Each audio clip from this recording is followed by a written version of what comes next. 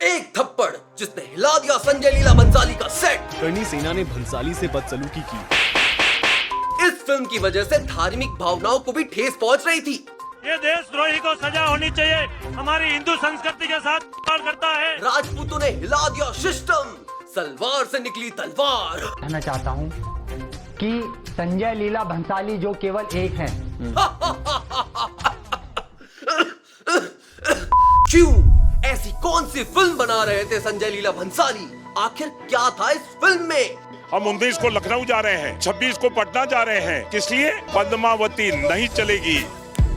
Nation wants to know, ऐसा क्या था इस फिल्म में जिसकी वजह से हर जगह सिर्फ डिबेट और प्रोटेस्ट हो रहे थे?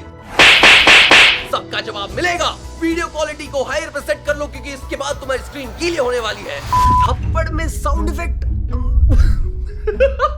मतलब न्यूज में मिर्च मसाले ऐड ऑन होते हैं यार, ये तो पता था, लेकिन एसएफएक्स भी क्या पता सिर्फ उंगली टच हुई हो या फिर बस एक हवा का झोंका लगाओ, हमें कैसे पता चलेगा? कैसे भाई? थप्पड़ लगा हो या ना लगा हो, लेकिन इसकी गूंज बहुत तेज थी। लेकिन अब पता करते हैं कि इस थप्पड़ के पीछे जो गुस्सा था उसकी शुरुआत कैसे हुई। संजय लीला भंसाली अपनी मूवी रामलीला की सक्सेस के बाद यार अपनी अगली पिक्चर पद्मावत पे काम कर रहे थे, जयगढ़ फोर्ट जयपुर में। हालांकि ऐसे अपडेट्स उस टाइम पे यार सिर्फ जूम टीवी या फिर एमटीवी पे ही जल्दी पता चलते थे, बट जयपुर वालों को भी ये पता था कि यहाँ पर ना एक मूवी की शूटिंग हो रही है जिसका नाम है पद्मावती। पद्मिनी जो रानी पद्मावती के नाम से जानी जाती थी। रतन सेन राजपूत जो चित्तौड़ फोर्ट के राजा थे, रानी पद्मावती उनकी धर्मपत्नी थी। तो एक बार राजा अलाउद्दीन खिलजी ने रतन सेन को बंदी बना लिया था, जो उस टाइम पे दिल्ली का सुल्तान भी था। पर राजा रतन सेन को बंदी क्यों बना लिया था खिलजी ने? कहा यह जाता है कि अलाउद्दीन खिलजी को अफेक्शन हो गया था रानी पद्मावती से, क्योंकि उसे सुनने को मिला था कि वो बहुत ज्यादा सुंदर है। और जब उसने अपनी पूरी सेना लेकर मेवाड़ पे हमला किया तो रानी पद्मावती ने और चित्तौड़ की बाकी औरतों ने जौहर को अपना लिया। और जब खिलजी चित्तौड़ पे पहुंचा वहां अपना हक जमाने, तो वहां कोई भी नहीं था, बस थी तो हर जगह जलती हुई ज्वाला।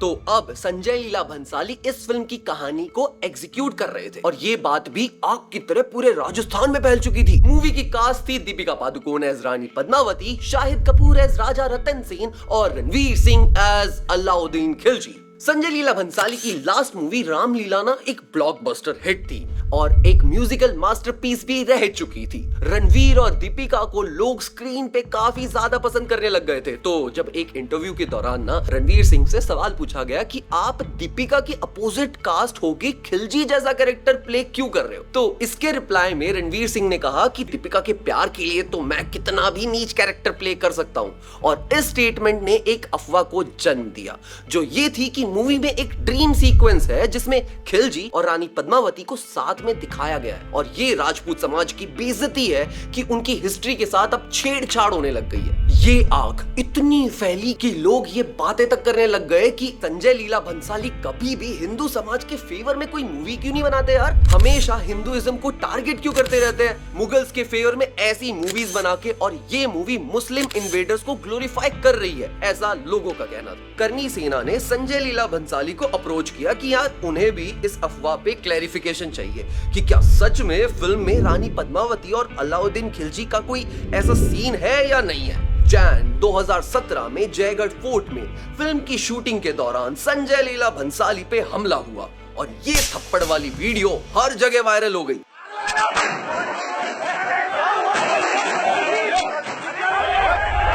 लोगों ने ये दिखा दिया था कि अगर बात उनकी आस्था पे आएगी तो वो किसी को भी नहीं बख्शेंगे और वो किसी पे भी हमला कर सकते हैं, चाहे वो हमारे देश का सबसे बेस्ट फिल्म मेकर ही क्यों ना हो। इस इंसिडेंट के बाद शूटिंग जयगढ़ फोर्ट में बंद करनी पड़ी और पूरा का पूरा सेट कोल्हापुर महाराष्ट्र में शिफ्ट कर दिया गया। लेकिन लोगों में इस ड्रीम सीक्वेंस को लेके इतना आउटबर्स्ट था कि कुछ अज्ञात लोगों ने कोल्हापुर वाला सेट भी जला दिया। ये इंसिडेंट मार्च 2017 को हुआ जब संजय लीला भंसाली के सेट पे दूसरी बार हमला हुआ और पूरा का पूरा सेट कुछ अनजान लोगों ने जला दी। और अभी भी सेम रीजन कि एक ड्रीम सीक्वेंस है between Rani Padmavati and Alauddin Khilji, लेकिन फिल्म अभी तक किसी ने भी नहीं देखी। अबे एडिटर ने खुद नहीं देखी तो संजय लीला भंसाली ने ट्वीट किया कि यार ऐसा कुछ भी नहीं है। अफवाह यह है कि पद्मावती और अलाउद्दीन खिलजी के बीच में कोई ड्रीम सीक्वेंस दर्शाया गया है। मैंने इस बात को पहले ही नकारा है और आज इस वीडियो के माध्यम से मैं फिर से दोहरा रहा हूँ, ऐसा कोई सीन नहीं है जो किसी की भावनाओं को ठेस पहुंचाए। पर लोगों और राजपूत समाज का आउटपोस्ट इतना ज्यादा था कि वो अनकंट्रोलेबल था। इवन सुशांत सिंह राजपूत ने अपने नाम से राजपूत ही हटा दिया था संजय लीला भंसाली को सपोर्ट करने के लिए। ये मामला धीरे धीरे शांत होने लग गया और फिर आया मूवी का पहला ट्रेलर अक्टूबर 2017 में।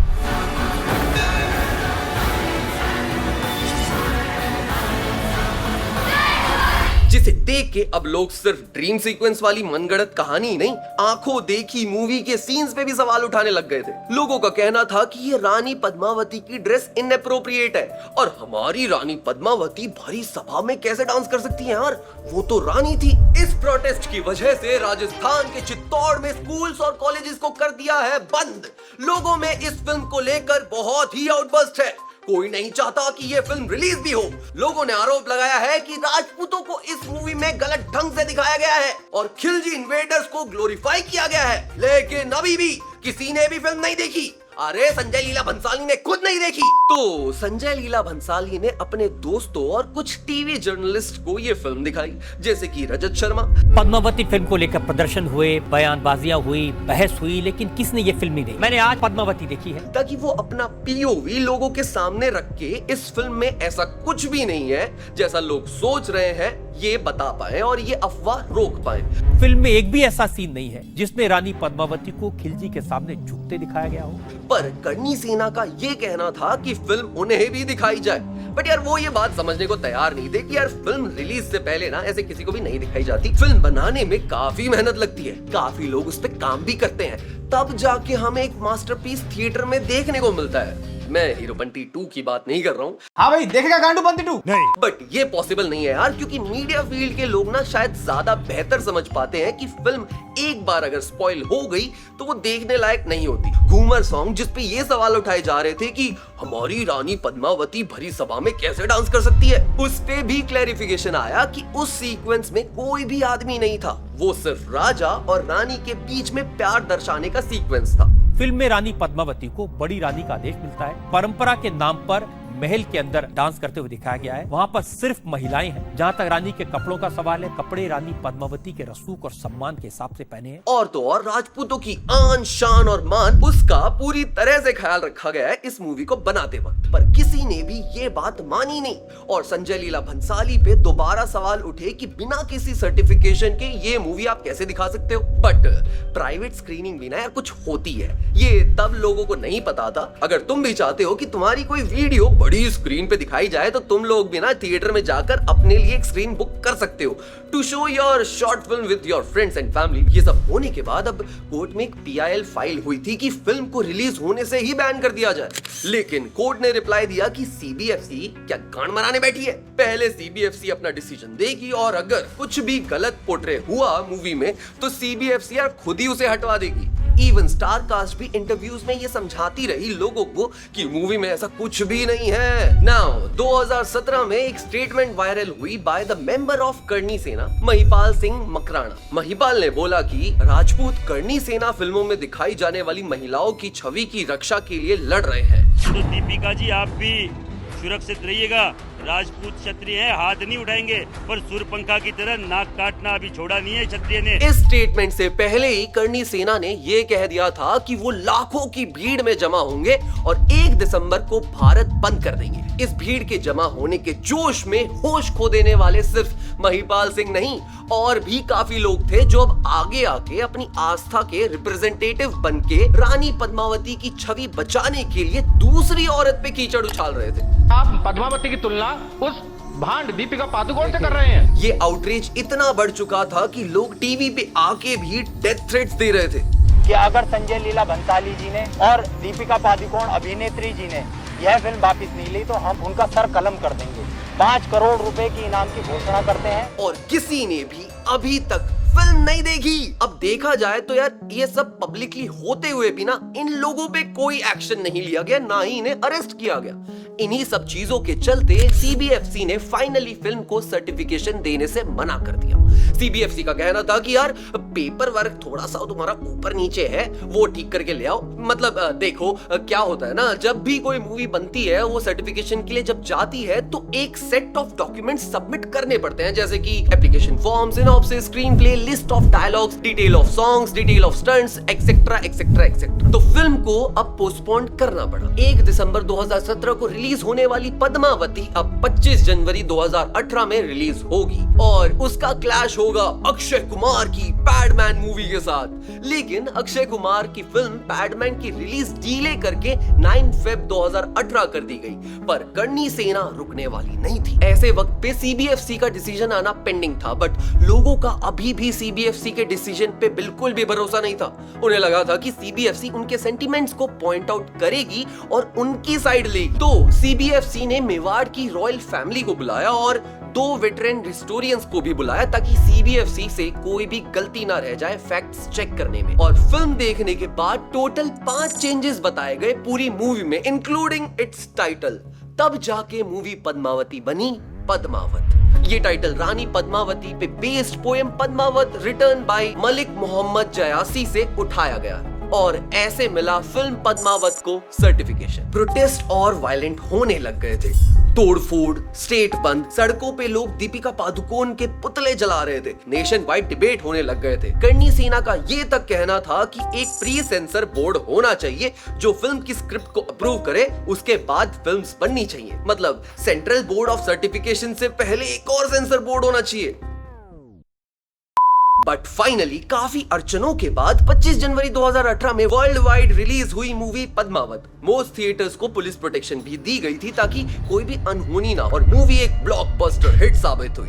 पुलिस प्रोटेक्शन के बावजूद भी अटैक हुए, इवन एक फोर्ट पे एक आदमी की डेड बॉडी भी मिली। यूपी, गुजरात, मध्य प्रदेश स्टेट्स में गवर्नमेंट ने इस फिल्म की रिलीज पे बैन लगा दिया था, जिसकी वजह से फिल्म मेकर्स को कोर्ट में जाना पड़ा और इस बैन को कोर्ट ने हटा दिया, क्योंकि सीबीएफसी के सर्टिफिकेशन के बाद ऐसे कोई भी स्टेट फिल्म को बैन नहीं कर सकता। और फिल्म को देख के लोगों को ये फाइनली पता चला कि मूवी में ऐसा कुछ भी डिग्रेडिंग नहीं था, जिसके लिए लोग इतना प्रोटेस्ट और डिबेट कर रहे थे। इनफैक्ट मूवी में रानी पद्मावती और राजपूतों को बड़ी शान से दिखाया गया, जिसके बारे में जर्नलिस्ट ने पहले ही बोल दिया था यार। और रिलीज के बाद ये मामला शांत हो गया। इतने डैमेज के बाद क्या इस चीज को रोका जा सकता था? क्या संजय लीला भंसाली इस पिक्चर को बनाने से ही रोक सकते थे?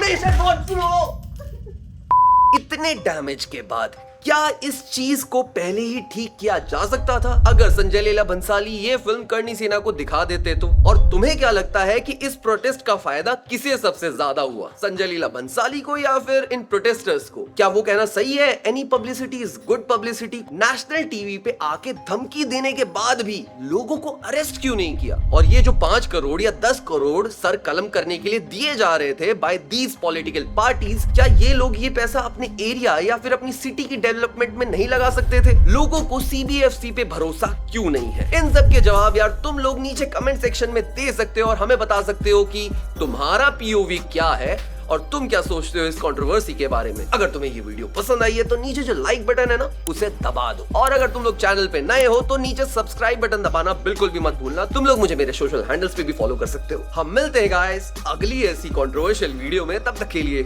Okay bye. वीडियो देखी ना अब like and subscribe, हाँ कर दो, like and subscribe, हाँ कर दो, like and subscribe, हाँ कर दो।